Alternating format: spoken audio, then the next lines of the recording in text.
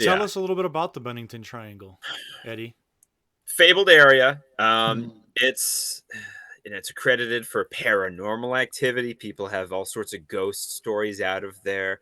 People have claimed to have seen UFOs, Bigfoot sightings. It's like a center of like supernatural kind of reports and mythos, I guess, in Vermont. It all started actually well into the 1920s and 40s with a series of disappearances that were very real. Actually, in the final one being a Bennington College student that disappeared, that all of these people were never found. And this Bennington College student, it was such a highly publicized thing involving the FBI and all sorts of agencies with no sign or trace of this young student. Actually led directly to the formation of Vermont State Police. Oh, wow. Identified like, wow, there's a big resource need here. Yeah. Ever since, the series of disappearances, it's just been like years and years of just all sorts of myths and legends going on in the area, from all sorts of things. It's also fabled to be the site of a Native American burial ground on top.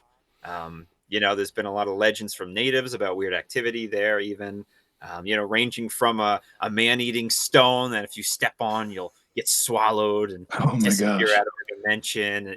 All sorts of stories, just endless stories. Mole people, you name it, pretty much everything there.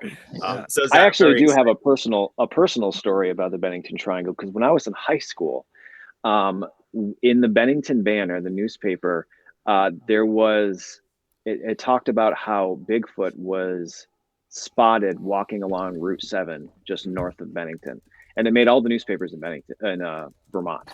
And there's no photos or anything. It was just a story, unfortunately. But me and my high school buddies were like, we have to go camping there. Like we have to spend the night out there and see if we can spot Bigfoot. And even back then, I didn't care about metal detecting at all. I didn't even really care about history. But we started researching like Bigfoot in Vermont, and there was like some credible, maybe not so credible stories about like covered wagons being attacked by like giant hairy creatures. And some people may say that was Bigfoot, but there's actually another legend of something called the Bennington Monster, who is supposedly in the Bennington Triangle. Whether that's a Bigfoot type creature, or whether that's something else, who knows? But some of the disappearances may have been attributed to that. Isn't it great when you started uncovering these local legends? It just leads into another and another. There's countless. There's even one of, there was a state mental health hospital that, shut down. All the patients escaped and they started a colony on the mountain.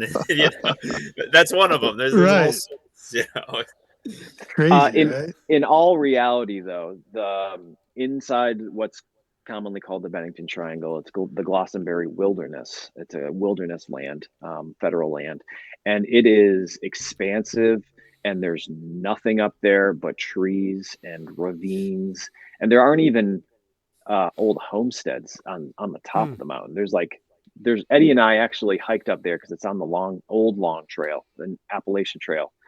We hiked up there because there were some cairns, some mysterious stone stacks way at the top that nobody knows what they're all about, and they seem to be incredibly old. That might be some of that Native American burial ground. That's what they're commonly assumed to be, but no one actually knows. It was so creepy when we were up there too. People are like taking stones out of them, making like campfire pits. It's like, talk about bad juju, man. Right, what are you doing? Don't touch those. Didn't you see the Brady Bunch back in the day? You don't touch that stuff, man.